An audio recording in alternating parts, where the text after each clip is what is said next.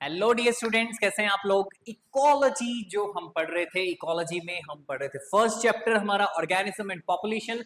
और आज हम देखेंगे इकोलॉजी का फोर्थ लेक्चर। यानी हमने 3 लेक्चर कर लिए हैं, अब हमारा फोर्थ लेक्चर जो है वो हम आगे प्रोसीड करने वाले हैं। और 3 लेक्चर्स में हमने इकोलॉजी का फर्स्ट चैप्टर कंप्लीट कर दिया है हालांकि, लेकिन फोर्थ लेक्चर एक सब्सिडरी लेक्चर है जिसमें एनसीईआरटी के कुछ पॉइंटर्स या टॉपिक्स या कुछ पेजेस रह गए थे जिनको हमने रीड आउट नहीं किया था प्रॉपर एनसीईआरटी से। बाकी जो पॉइंटर्स थे वो सारे के सारे एनसीईआरटी के अकॉर्डिंग मैंने मेंशन किए हैं उस पीपीटी में। और अब तुम लोग यहाँ पे देखोगे इस चैप्टर का एंडिंग जो है पार्ट, उसमें हमने पॉपुलेशन इंटरेक्शन पढ़ा था। और पॉपुलेशन इंटरेक्शन के लिए हम सारी बातें यहाँ पर देखने वाले हैं कि हम यहाँ पे क्या क्या चीजें हैं जिनके अकॉर्डिंग ये पॉपुलेशन इंटरेक्शन को खत्म कर सकते हैं, यानी कि टाटा बाय बाय कर सकते हैं।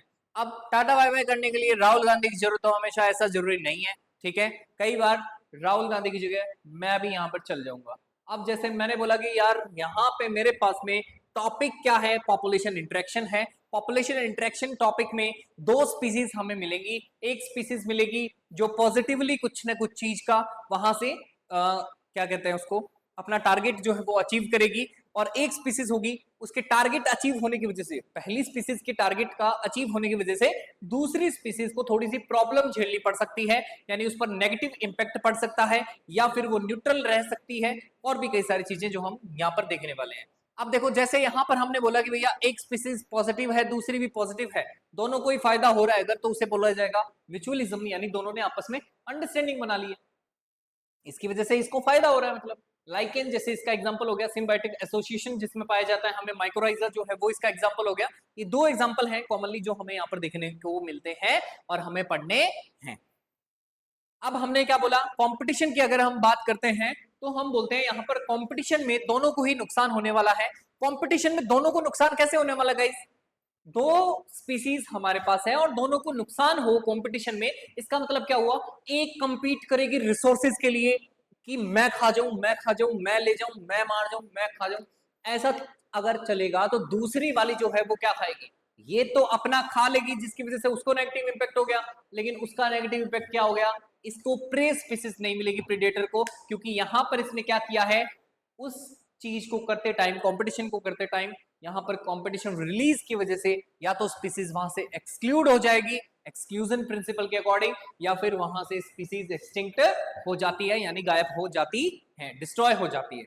अब यहाँ पर हम देखेंगे तो प्रीडेशन और पैरासाइटिज्म, ये 2 तरीके हैं जिनसे हम बोल सकते हैं कि एक को फायदा एक को नुकसान, एक को फायदा एक को नुकसान। यानी कि दोनों में ही क्या होगा कि एक जो प्रीडेटर है या फिर एक जो हमारे पास में यहाँ पे अपन क्या बोल सकते हैं इसको, पैरासाइट।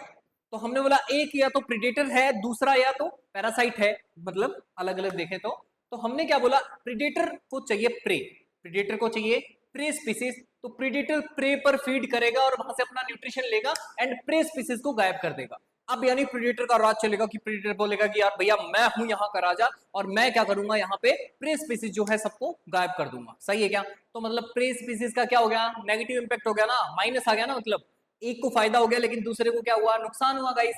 अब ऐसे ही सेम तरीके से पैरासाइट जो है वो क्या करता है, पैरासाइट चिमड़ जाता है दूसरे किसी ऑर्गेनिज्म पर और वहां से अपना क्या निकालता है, न्यूट्रिशन निकालता है। जैसे कुत्तों में टिक्स लग जाते हैं, ठीक है, फिर वो समझ रहे हो, तो इसका मतलब क्या हुआ कि जब वो काम कर रहे हैं, यानी वहां पे अपने टिक्स वगैरह जो है उनको निकालने की कोशिश कर रहे हैं जो उनकी स्किन में बैठ चुके हैं और स्किन से उनका न्यूट्रिशन एब्जॉर्ब कर रहे हैं।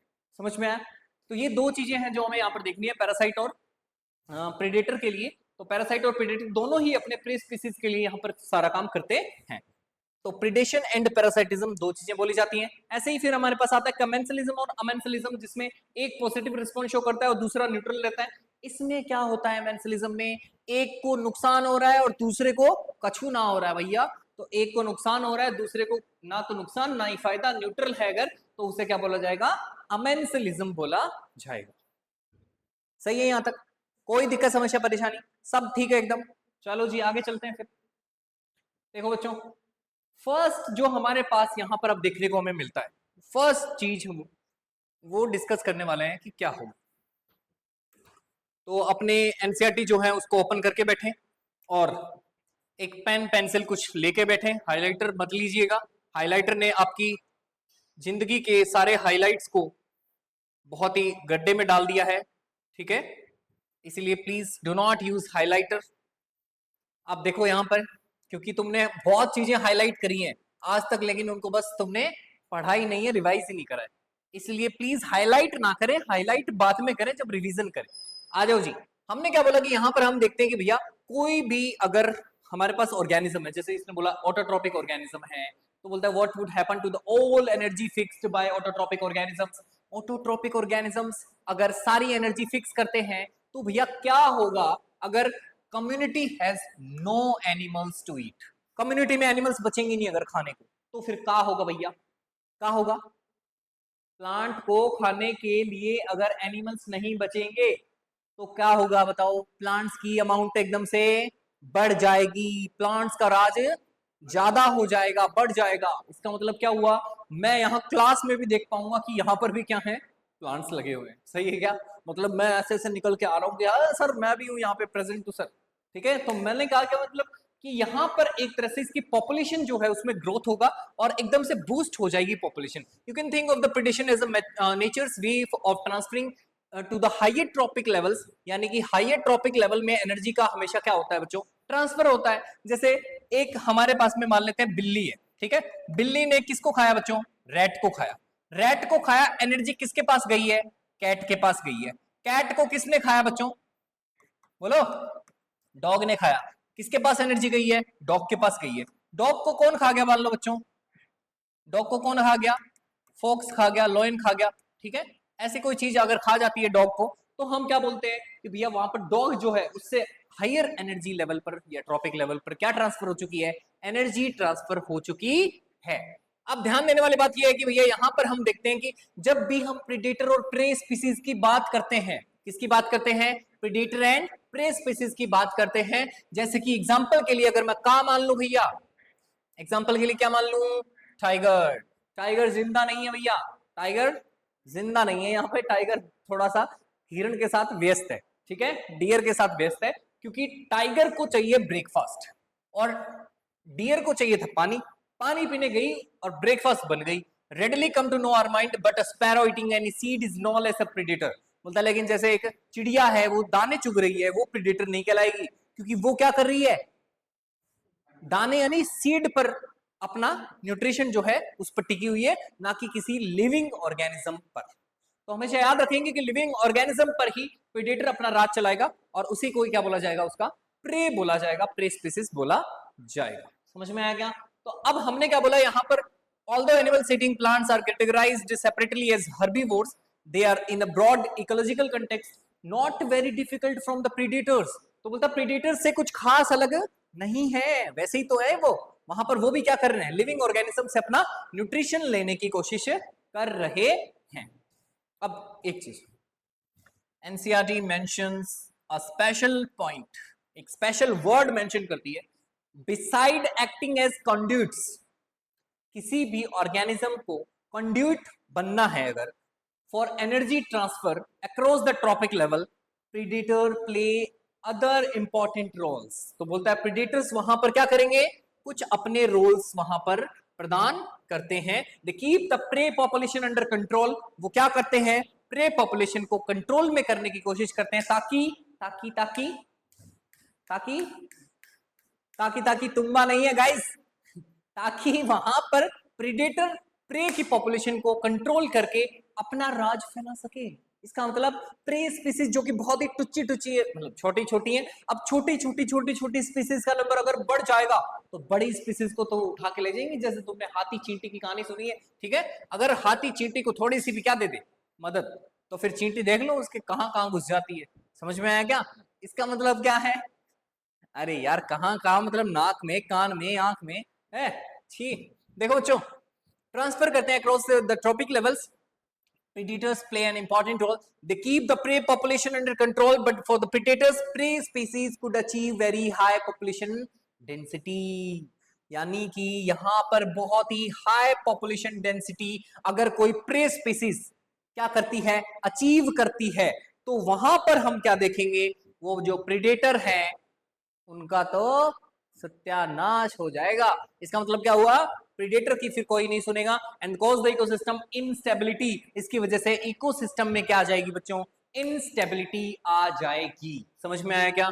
जैसे तुम देख पा रहे हो अभी बहुत सारी कोचिंग्स हैं जो बहुत ही महंगे महंगे कोर्स बेचती हैं, बहुत कोचिंग है जो कि सस्ते कोर्स बेच रही हैं, बहुत कोचिंग है जो कि अपने अकॉर्डिंग, अपनी क्वालिटी के अकॉर्डिंग ठीक ठाक कोर्स बेच रही है।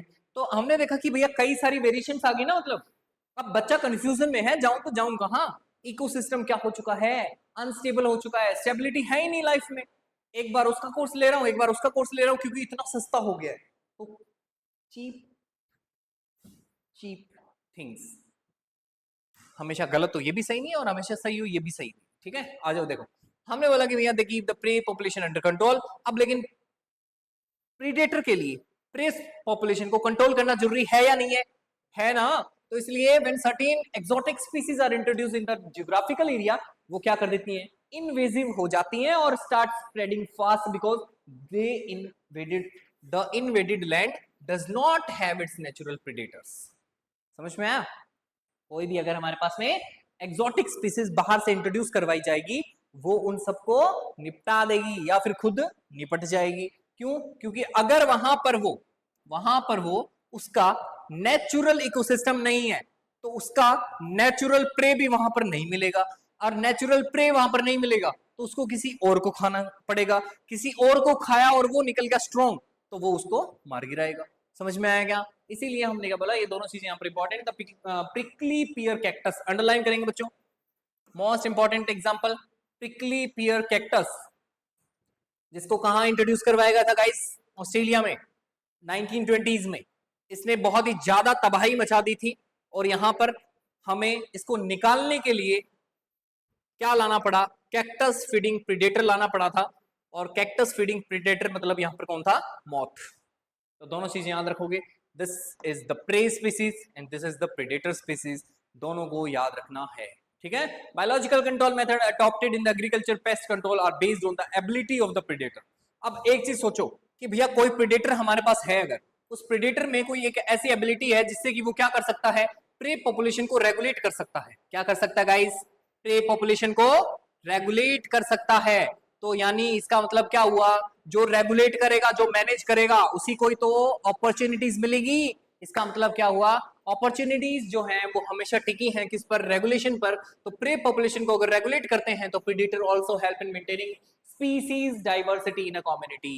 किसी भी कम्युनिटी में स्पीसीज का डाइवर्स होना, ये भी वहां पर कौन देखेगा, प्रेडेटर देखेगा, कितनी स्पीसीज होनी चाहिए कितनी नहीं होनी चाहिए। जिसको वो ज्यादा लगेगी उसको वो गिट जाएगा। सही है।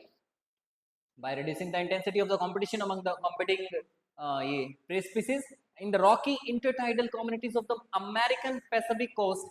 Example को underline करेंगे guys, starfish that is known as pisaster, starfish pisaster, an important predator. ये predator है guys।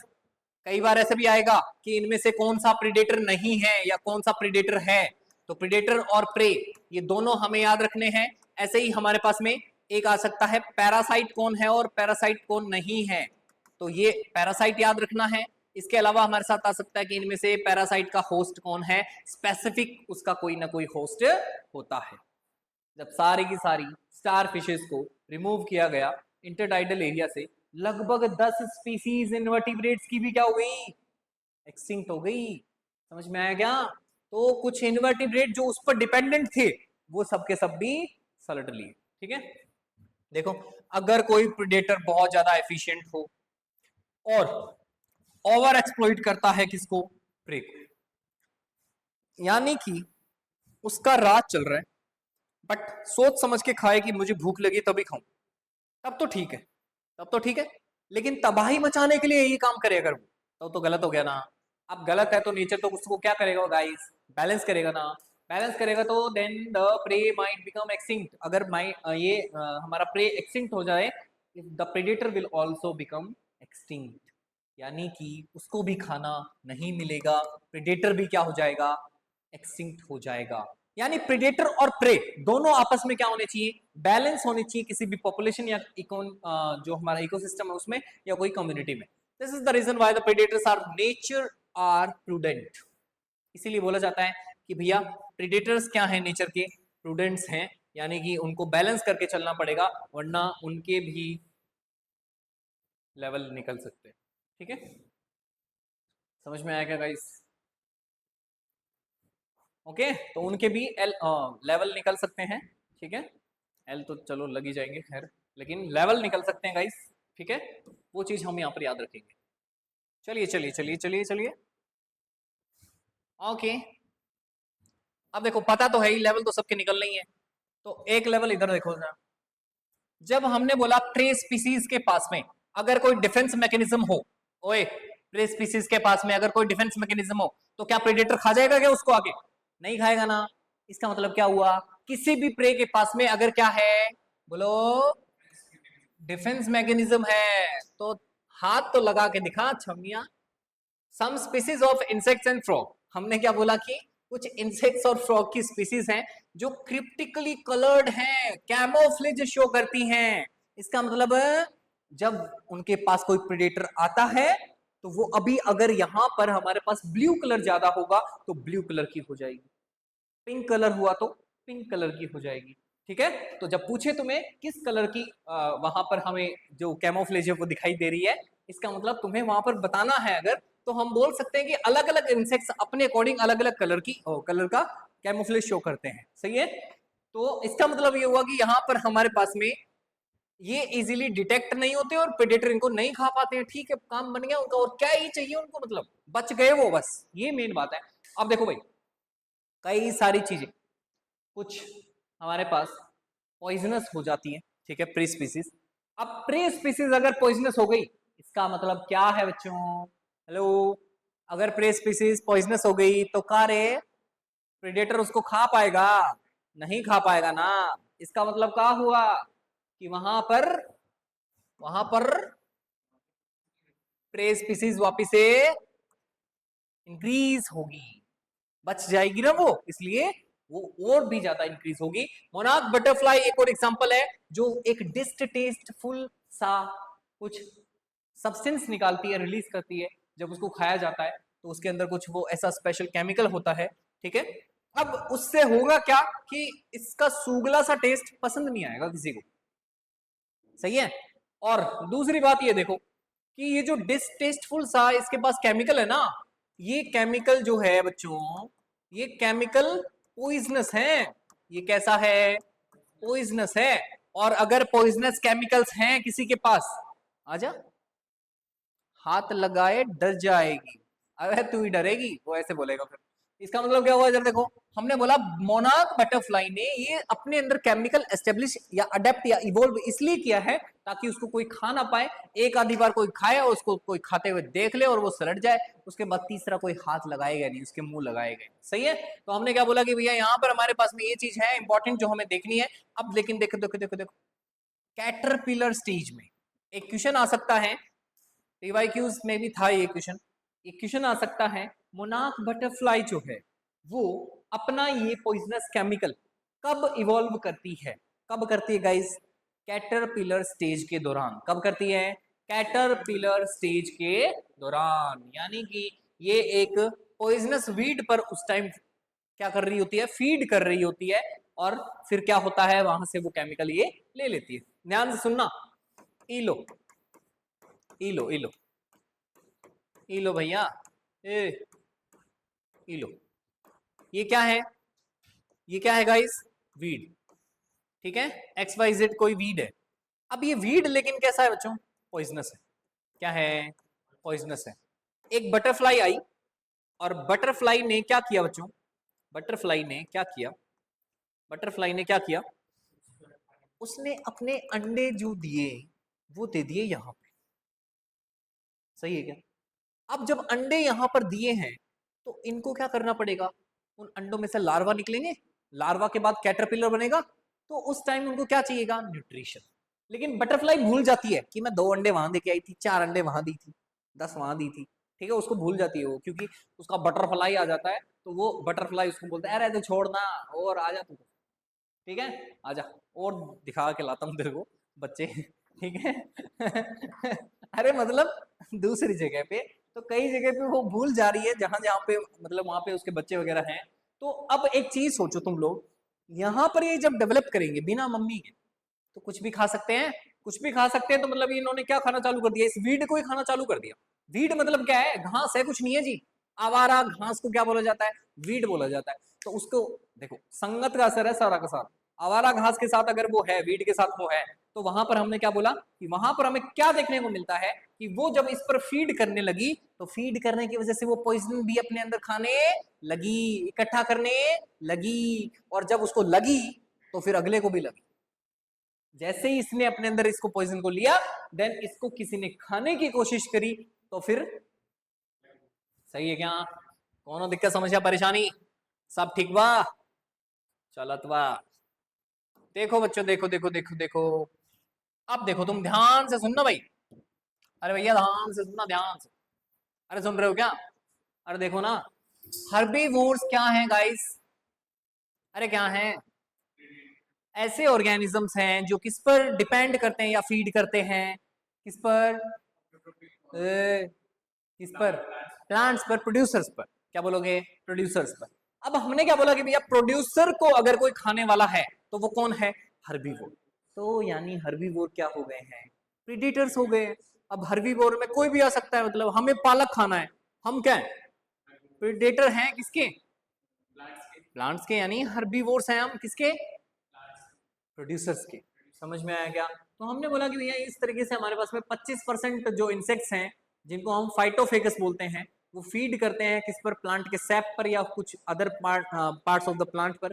तो बोलता प्रॉब्लम ये है कि वहां पर उनके लिए, जैसे प्लांट्स के हिसाब से अगर देखा जाए तो एनिमल्स की तरह ना देखें तो भैया they cannot run away from their predators. यानी कि ये देखो जी, ये बोतल नहीं है, ये क्या है, पेड़ है। इस पेड़ पे क्या है, कई सारी ब्रांचेस है। अब यहाँ कोई कीड़ा लग गया, यहाँ इंसेक्ट हो गया, यहाँ इंसेक्ट, यहाँ इंसेक्ट, ठीक है, कई सारे इंसेक्ट बैठे हैं। अब क्या पेड़ क्या भाग लेगा क्या वहां से कि यार सालो छोड़ो पीछा, नहीं ना। इसका मतलब पेड़ तो वही है, वो तो मूव नहीं कर सकता, ये लोग यहाँ से न्यूट्रिशन निकाल के ही मानेंगे। समझ में आया क्या। तो कीड़ों की तरह लग जाओ गाइस, एनसीईआरटी को चाट लो, ठीक है। हाँ, सरड़ सरड़ मत करना बस, ठीक है, वो तो बाद में करेंगे हम लेकिन हमने बोला एनसीईआरटी को एकदम चाट के घोल पी के सो जाओ। अब हमने क्या बोला, देखना ध्यान से देखना, एनिमल्स की तरफ वो भाग तो सकते नहीं बेचारे, इसलिए वो क्या करेंगे, तो हमने बोला वो क्या करेंगे, वो थोड़ा वेट करेंगे कि तू खा ले यार, पहले तू दाब जा पहले, उसके बाद देखेंगे आगे की बातें। तो प्लांट ने फिर क्या किया कि कुछ ना कुछ नई चीजें इवॉल्व करने की कोशिश की जिसमें मॉर्फोलॉजिकल या केमिकल डिफरेंसेस इन्वॉल्व है, ठीक है ना। तो प्लांट्स ने कुछ मॉर्फोलॉजिकल या केमिकल डिफरेंसेस क्या बनाए, नए बनाए, यानी इवॉल्व करे। और किसके अगेंस्ट करे, अगेंस्ट द हर्बीवोर्स। अंडरलाइन कर लो इसको, प्लांट्स ने क्या किया बच्चों, क्या किया, अगेंस्ट द हर्बीवोर्स क्या बनाए, मॉर्फोलॉजिकल और केमिकल डिफेंसेस को जनरेट किया। अरे कोई दिक्कत है क्या, अरे कोई समस्या है क्या, अरे सब सही है क्या। अब यहां पर ध्यान से सुनना, कांटे, कांटा लगा वो वाला नहीं, लेकिन फिर भी कांटे। हमने बोला कोई बेल वगैरह है हमारे पास में, उस पर छोटे छोटे छोटे छोटे छोटे छोटे छोटे छोटे छोटे छोटे क्या है, कांटे।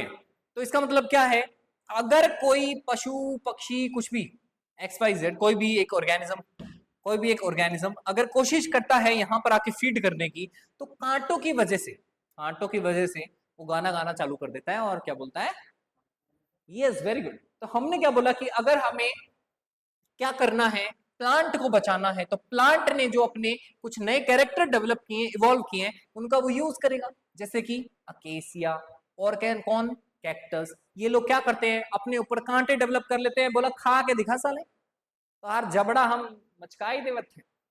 इधर देखो बच्चों, most common morphological means of defence कहा जाता है इनको, थॉर्न्स को, ठीक है। Thorns are the most common morphological means of defence. This is the statement for assertion reason in the NEET PYQs, तो उसको हमें ध्यान रखना पड़ेगा। Many plant produce and store the chemicals that make the herbivore sick. बोलता है कई सारे प्लांट ऐसे हैं अपने अंदर कुछ केमिकल स्टोर करके रखते हैं और प्रोड्यूस करते हैं जिससे कि हर्बीवोर खाते ही उसको क्या पड़ जाए, बीमार पड़ जाए, ठीक है, उसके उल्टी हो जाए, दस्त हो जाए, उसके पचे ना, ठीक है, मतलब श्राप देना चाह रहे हैं। तो हमने क्या बोला कि भैया वो इनहिबिट कर देते हैं उसका फीटिंग और डाइजेशन, डिसरप्ट कर देते हैं उसका रिप्रोडक्शन, या फिर उसको मार ही देंगे। समझ में आया क्या। तो ऐसे कई सारे कारनामे हमारे प्लांट्स करते हैं, हमें पता भी नहीं चलता है। समझ में आया क्या। एक एग्जाम्पल को याद करेंगे भैया, बॉक्स बनाइए, स्टार बनाइए, वीड है एक जिसका नाम है कैलोट्रोपिस, एक वीड का नाम क्या है बच्चों, कैलोट्रोपिस। वो कुछ अबंडेंट फील्ड्स में उगाई जा रही है, प्लांट प्रोड्यूस कर रहा है वहां पर हाईली पॉइजनस कार्डियक ग्लाइकोसाइड। तो इसको अंडरलाइन करो इसी के साथ, देखो जैसे मैंने किया वैसे कर लो। A weed calotropis highly poisonous cardiac glycoside release करवाती है, जिसकी वजह से जो भी कैटल या गोट वहां पर घूम रही होती है उसको चरने के लिए वहां पे, तो वो खा पी के सलट जाती है। इसके अलावा कुछ केमिकल सब्सटेंसेस के एक्सट्रैक्ट हैं प्लांट से जो निकलते हैं कमर्शियल स्केल पर, जिनको यूज किया जाता है, जैसे निकोटीन मैंने सिगरेट में डाल के पिला दिया तुम्हें, ठीक है, तो वैसे ही कैफीन जैसे मैंने चाय में घोल के पिला दिया तुम्हें, ऐसे क्विनीन जैसे मैंने डायरेक्ट इंजेक्शन दे दिया, ठीक है, तो ऐसे ओपियम है मैंने सुंघा दिया तुम्हें कुछ।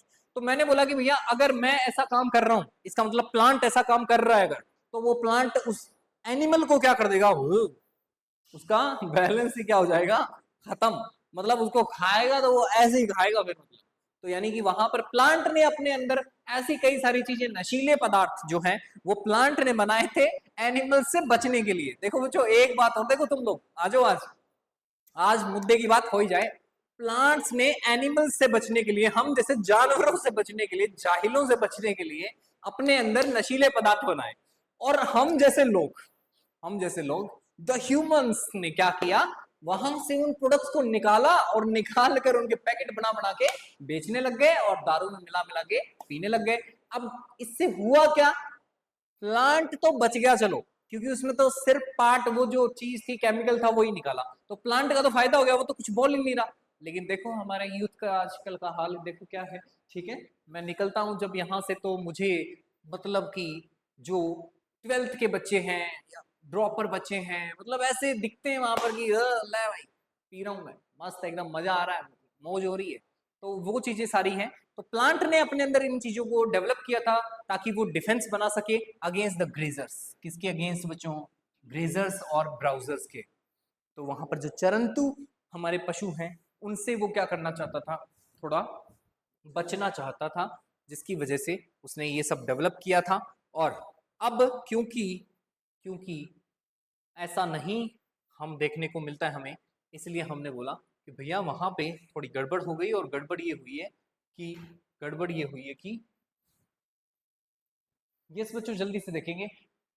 कंपटीशन की अगर मैं बात करता हूं तो बोलता हूं कि कंपटीशन में मेरे पास में कई सारी स्पीसीज हैं, जिनको हम यहाँ पर देखते हैं कि इन स्पीसीज में हमारे पास सर्वाइवल होता है फिटेस्ट वाली का, ठीक है, फिटेस्ट वाली जो स्पीसीज है उसी का सर्वाइवल माना जाएगा।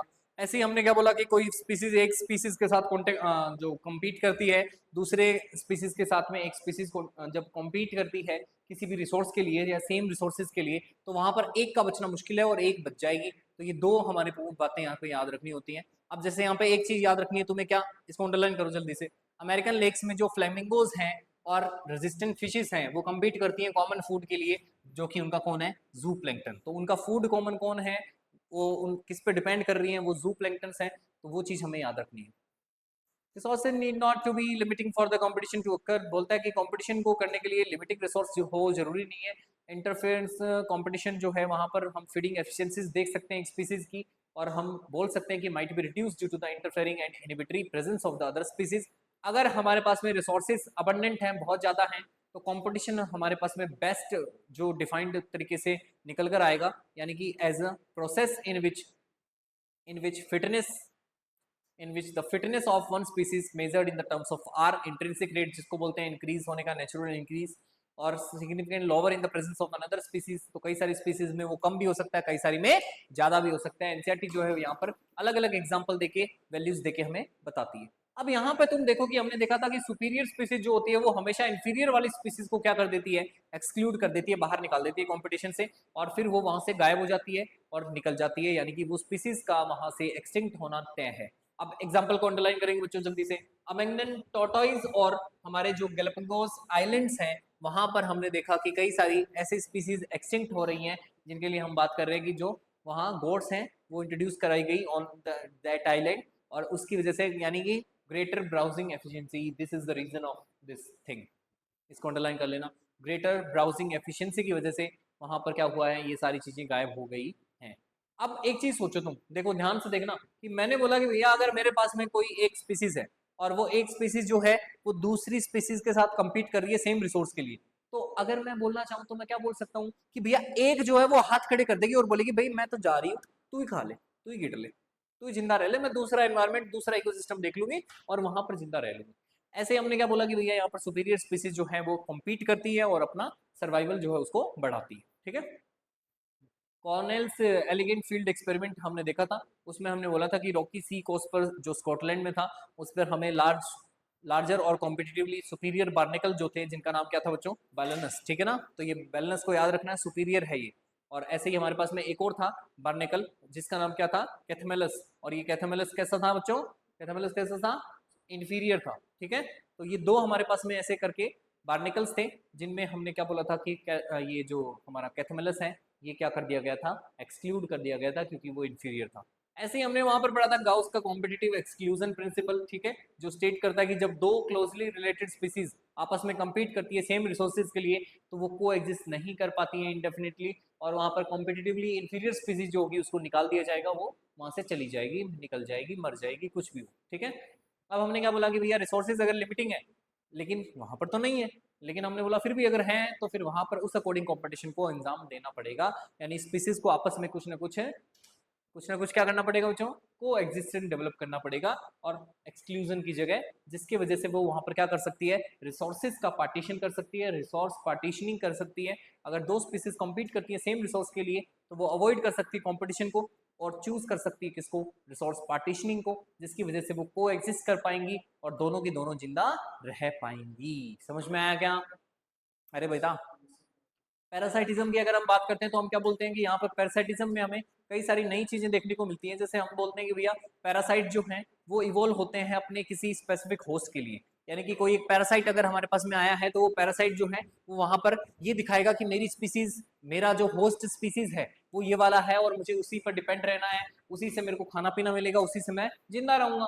तो यानी कि वो अपनी स्पीसीज के अकॉर्डिंग स्पेसिफिक होता है। और यहाँ पर सिंगल स्पेसिफिक होस्ट जो हमें देखने को मिलेगा किसी भी पैरासाइट के अकॉर्डिंग, तो वो टेंड करता है टू को इवोल्व करवाने के लिए वहां पर कुछ ना कुछ नई चीजें करेगा। If the host evolve special mechanism, ताकि वो रिजेक्ट कर पाए, रेजिस्ट कर पाए पैरासाइट को, तो पैरासाइट के पास में कुछ मैकेनिज्म आ जाएंगे जो काउंटरैक्ट कर पाएंगे और न्यूट्रलाइज कर पाएंगे उनको in order to be successful with the same host species. ठीक है, और बोलता है कि वहां पर हम कई सारी ऐसी चीजें देख सकते हैं जिनमें जो पैरासाइट्स का लाइफ साइकिल है वो कॉम्प्लेक्स हो जाएगा और इन्वॉल्व कर सकता है एक या दो इंटरमीडिएट होस्ट को या वेक्टर को, ताकि वो वहां पर क्या कर सके बच्चों, फैसिलिटेट कर सके पैरासाइटाइजेशन। समझ में आया क्या? अंडरलाइन कर लो, parasitisation of its primary host.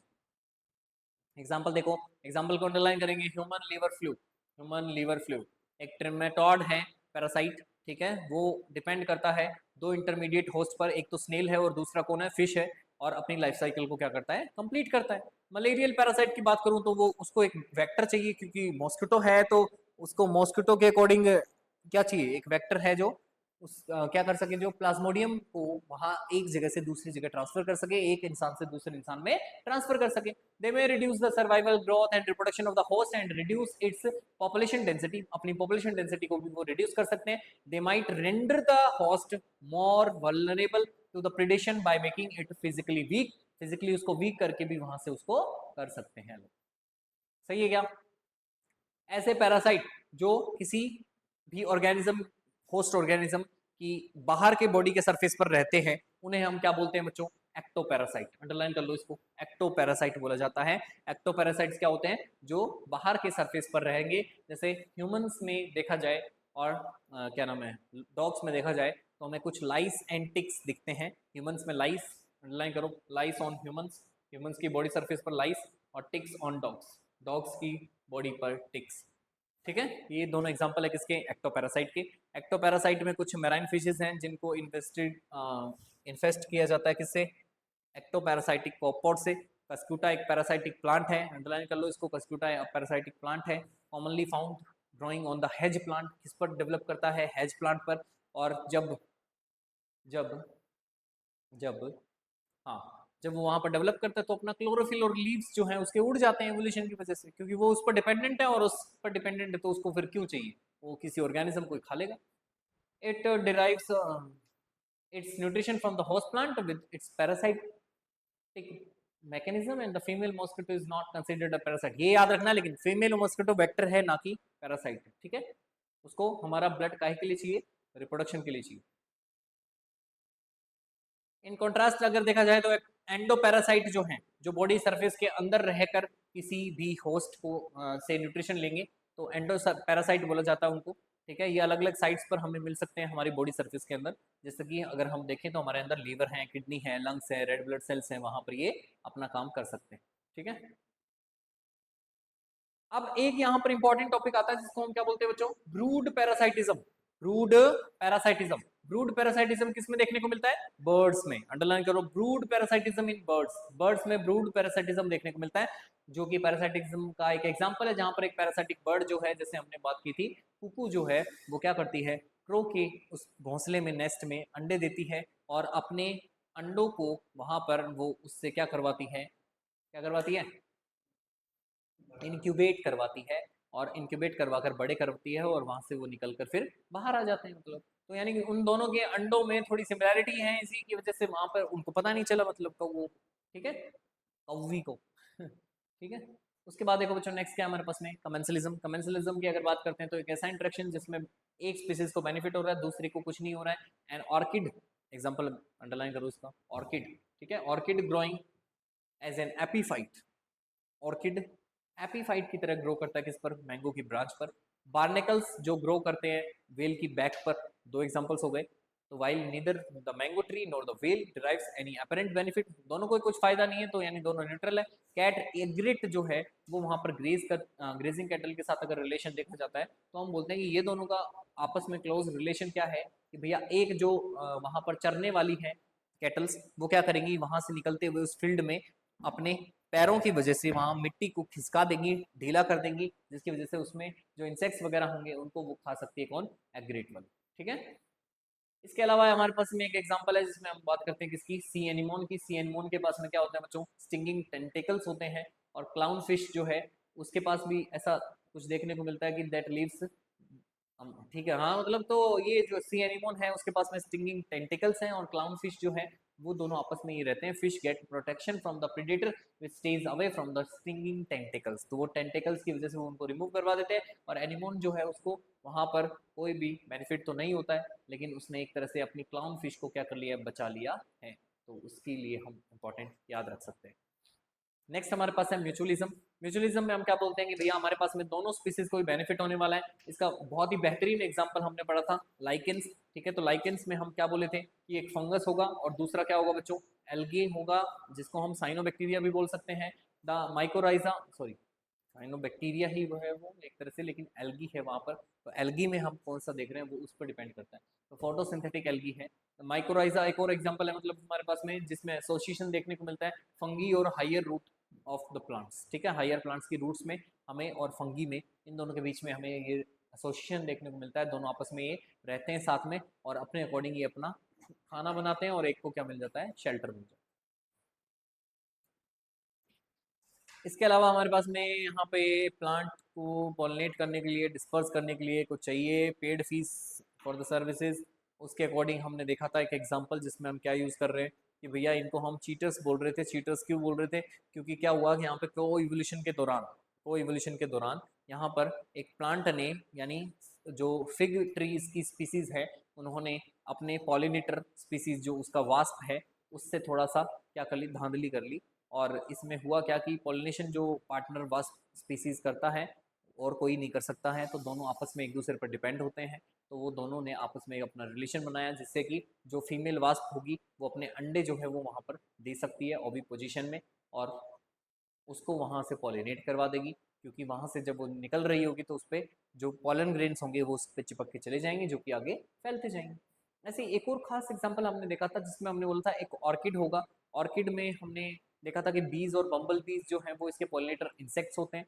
ठीक है, इनको मतलब कुछ ना कुछ रिवार्ड तो देते ही है ये, लेकिन मेडिटेरेनियन ऑर्किड जो ओफायरस है वो एक सेक्सुअल डिसीट भी करवाता है। मतलब यानी वहां पर 400 बीसी का केस है। 400 बीसी का केस कैसे बच्चों, कि वहां पर उसने क्या किया है, अपनी रिजेम्बलेंस ऐसी बना ली है कि वहां अगर उसको मेल बी देखे तो उसको देखेगा कि मेरी फीमेल बी है वो तो मेरी वाली है, मेरी वाली थोड़ी अलग है, सबको यही तो लगता है।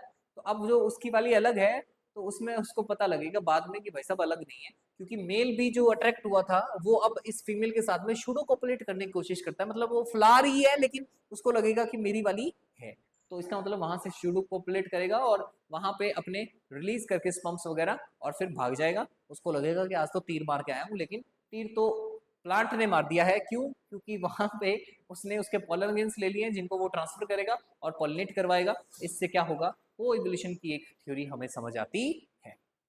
तो आज के लिए इतना ही। थैंक यू सो मच हमारे साथ जुड़ने के लिए और इस सीरीज को थोड़ा सा हमें बढ़ावा देने के लिए, और हम ऐसे ही बेहतरीन नेक्स्ट चैप्टर्स की सीरीज भी लाते रहेंगे और एनसीईआरटी रीडिंग करते रहेंगे। तो इकोलॉजी को हम एनसीईआरटी से ही फोड़ देंगे, ठीक है? थैंक यू सो मच और पढ़ते रहिए, आगे बढ़ते रहिए।